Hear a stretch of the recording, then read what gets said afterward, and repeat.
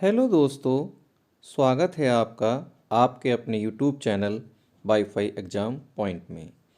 Friends, इस video में मैंने कवर किया है प्राचीन इतिहास के स्रोत भाग 2।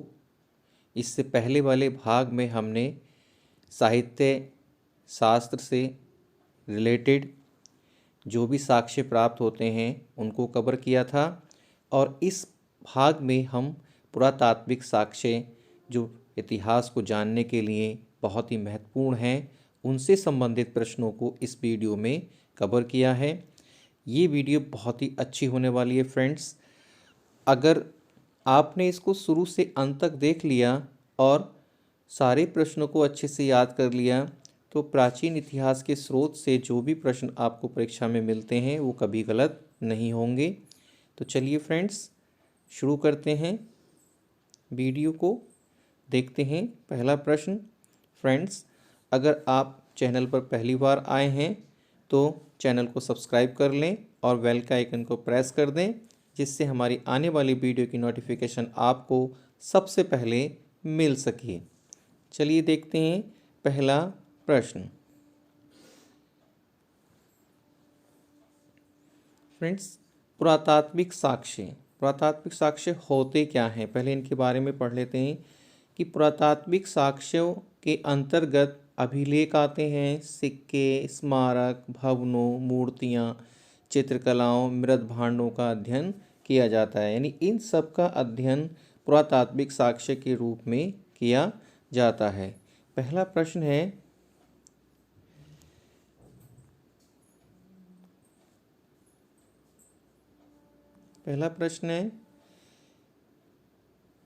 कि सर्वाधिक प्राचीन अभिलेख कहाँ से प्राप्त हुआ था। तो ये एशिया के बोगोज कोई से प्राप्त हुआ था सर्वाधिक प्राचीन अभिलेख। उदयगिरी के हाथी गुफा अभिलेख से किसके विषय में जानकारी प्राप्त होती है। 2 नंबर, कलिंग नरेश खारवेल। प्रश्न इस तरह से भी पूछा जाता है कि नरेश खारवेल के बारे में किस अभिलेख से जानकारी मिलती है। वह होगा हाथी गुफा अभिलेख। तीसरा प्रश्न है कि जूनागढ़ अभिलेख से किसके विषय में जानकारी प्राप्त होती है। तो जानकारी प्राप्त होती है शक शासक रुद्रमन के संबंध में। चौथा प्रश्न है, ऐहोल अभिलेख से किसके विषय में जानकारी प्राप्त होती है। तो ये प्राप्त होती है चालुक्य नरेश, पुलिकेशन द्वितीय तथा हर्षवर्धन के मध्य युद्ध के संबंध में। दोनों तरह से प्रश्न पूछा जा सकता है कि चालुक्य नरेश, पुलिकेशन द्वितीय तथा हर्षवर्धन के मध्य युद्ध के संबंध में किस अभिलेख से जानकारी प्राप्त होती है। तो वह होगा आपका ऐहोल अभिलेख। प्रश्न नंबर 5 है, किस अभिलेख से गुर्जर प्रतिहार के संबंध में जानकारी प्राप्त होती है। ये इम्पोर्टेंट प्रश्न है और कई बार परीक्षाओं में पूछा भी जा चुका है। ये सारे प्रश्न इम्पोर्टेंट हैं और वेरी वेरी इम्पोर्टेंट हैं। इसमें से कोई ना कोई प्रश्न आपको अपनी परीक्षा में देखने को मिल जाएगा। वह है ग्वालियर अभिलेख से गुर्जर प्रतिहारों के संबंध में जानकारी प्राप्त होती है। प्रश्न नंबर 6 है कि आरंभिक अभिलेख किस लिपि में लिखे गए थे। ये भी कई बार पूछा गया। ये सारे प्रश्न मैंने इम्पोर्टेंट लिए हैं जो परीक्षाओं में पूछे गए हैं प्राकृत लिपि में। नेक्स्ट प्रश्न है प्रश्न नंबर 7, अशोक के अभिलेख किस लिपि में लिखे हैं। तो वह है ब्राह्मी लिपि में। अभी और भी कई लिपि में लिखे गए हैं जिसको हम आगे देखेंगे। नासिक अभिलेख का संबंध, प्रश्न नंबर 8, नासिक अभिलेख का संबंध किस शासक से है। गौतमी वलसरी के। प्रश्न नंबर 9, प्रयाग, ये प्रयास लिख गया है फ्रेंड्स, आप इसको प्रयाग कर लें। प्रयाग स्तंभ लेख का संबंध किस शासक से है। वह है समुद्रगुप्त से। नेक्स्ट है प्रश्न नंबर 10, मंदसौर अभिलेख का संबंध किस शासक से है। मालवा नरेश यशोवर्मन से। प्रश्न नंबर 11, भीतरी व जूनागढ़ अभिलेख का संबंध किस शासक से है? स्कंदगुप्त से। देवपाड़ा अभिलेख का संबंध किस शासक से है? वह है बंगाल शासक विजयसेन से। प्रश्न नंबर 13, भारतवर्ष का उल्लेख सर्वप्रथम किस अभिलेख में मिलता है? इम्पोर्टेंट प्रश्न है ये। हाथी गुम्फा अभिलेख में भारतवर्ष का उल्लेख मिलता है। प्रश्न नंबर 14, सिक्कों के अध्ययन को क्या कहा जाता है? तो सिक्कों के अध्ययन को दोस्तों न्यूमिस्मैटिक्स या मुद्रा शास्त्र कहा जाता है। और भारतीय मुद्रा शास्त्र के जनक कौन है? वह है जेम्स प्रिंसेप। ये प्रश्न सभी इम्पोर्टेंट हैं। वीडियो अगर आपको अच्छी लग रही हो तो फ्रेंड्स इसको अपने दोस्तों के साथ शेयर कर दें और जल्दी से जल्दी हमारी वीडियो को लाइक कर दें फ्रेंड्स। प्रश्न नंबर 16 है कि जिन सिक्कों व मुद्राओं पर कोई लेख नहीं होता था, केवल आकृतियाँ विद्यमान होती थीं, उन्हें क्या कहा जाता था? यानी जिन पर लेख नहीं होता था, केवल आकृतियाँ होती थीं, उनको पंचमार्क या आहत सिक्का कहा जाता था। सर प्रश्न नंबर 17, सर्वप्रथम किसने सिक्कों पर लेख एवं तिथियाँ यानी लेख एवं तिथियाँ उत्कीर्ण करने की परंपरा की नींव रखी थी? तो ये यूनानी शासकों ने सबसे पहले नींव रखी थी। प्रश्न नंबर 18, सर्वाधिक सिक्के किन शासकों ने जारी किए थे? तो मौर्य शासकों ने सर्वाधिक सिक्के जारी किए थे। सर्वाधिक सोने के शुद्ध सिक्के यानी सोने के शुद्ध सिक्के किन शासकों ने जारी किए थे? तो कुषाण शासकों ने जारी किए थे। प्रश्न नंबर 20 की सर्वाधिक मात्रा में सोने के सिक्के किन शासकों ने जारी किए थे? मात्रा में सर्वाधिक मात्रा में किसने जारी किए थे? गुप्त शासकों ने। और सोने के शुद्ध सिक्के जारी किए थे कुषाण शासकों ने। प्रश्न को ढंग से पढ़ें, एक एक पॉइंट को क्लियर करके पढ़ें जिससे परीक्षा में कोई भी गलती ना हो और आप अच्छे से ज़्यादा नंबर प्राप्त कर सकें। प्रश्न नंबर 21, शीशे के सिक्के किन शासकों ने जारी किए थे? ये काफ़ी बार पूछा जा चुका है, सातवाहन शासकों ने। प्रश्न नंबर 22, इतिहास का पिता किसको कहते हैं? तो फ्रेंड्स इतिहास का पिता हेरोडोटस को कहा जाता है।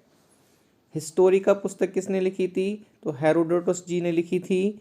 मेगास्थनीज किसका राजदूत था? ये भी प्रश्न कई बार पूछा गया है। मेगास्थनीज जो था सेल्यूकस का राजदूत था। 25 प्रश्न नंबर, मेगास्थनीज किसके शासनकाल में भारत आया था? चंद्रगुप्त मौर्य के शासनकाल में मेगास्थनीज भारत आया था। प्रश्न नंबर 26 है कि इंडिका पुस्तक की रचना किसने की थी? तो मेगास्थनीज ने की थी। डाइमेकस किसका राजदूत था? डाइमेकस एंटियोकस का राजदूत था। डाइमेकस किसके शासनकाल में भारत आया था? तो अशोक के शासनकाल में भारत आया था। 29 देखिए डाइमेकस, लेकिन यहाँ पर है डायनोसिस किसका राजदूत था? तो सीरिया के नरेश एंटियोकस का।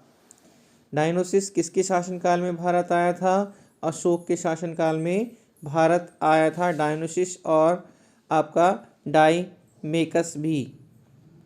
नेक्स्ट प्रश्न है 31 कि फाहियान प्रथम यानी फाहियान जो था प्रथम चीनी यात्री था। यह ऐसे भी पूछा जाएगा कि भारत में आने वाला प्रथम चीनी यात्री कौन था? तो वह फाहियान था। और ये किसके शासनकाल में आया था? तो चंद्रगुप्त द्वितीय विक्रमादित्य के शासनकाल में ये भारत आया था। 22 प्रश्न नंबर कि हेनशांग भारत 629 ईसा पूर्व में किसके शासनकाल में भारत आया था? तो ये हर्षवर्धन के शासनकाल में आया था। हेनशांग की जीवनी किसने लिखी थी? वी ली ने। 34 जियोग्राफी किसकी रचना है? जियोग्राफी पुस्तक टॉलमी की है। 35 प्रश्न नंबर किसने मेगास्थनीज की विवरण को काल्पनिक माना है? मेगास्थनीज के विवरण को स्ट्रैबो ने काल्पनिक माना है। और ये सारे प्रश्न इतने इम्पोर्टेंट हैं दोस्तों कि प्रत्येक परीक्षा में आपको इनमें से एक ना एक प्रश्न अवश्य मिल जाता है, इसलिए आप इनको अच्छे से नोट डाउन कर लें। प्रश्न नंबर है 36। अगर आपने हमारी इससे पहले वाली वीडियो नहीं देखी है फ्रेंड्स, तो आप डिस्क्रिप्शन में उसका लिंक दिया गया है, आप उसको जा कर के ज़रूर देखें, तभी आपको ये सारे प्रश्न अच्छे से समझ में आ जाएंगे और आपके इतिहास का जो प्राचीन इतिहास के सोर्स जो टॉपिक है उसके सारे प्रश्न एक साथ कवर हो जाएंगे। तो प्रश्न है कि नेचुरल हिस्टोरी का पुस्तिका किसने लिखी थी? तो प्लिनी ने। 37 भारत और इटली के बीच होने वाले व्यापार की जानकारी किससे प्राप्त होती है? तो ये नेचुरल हिस्टोरी का पुस्तक है जो प्लिनी जी ने लिखी थी। प्रश्न नंबर 38 कि अल-बरूनी ने किस पुस्तक में भारत के निवासियों की दशा का वर्णन किया गया है?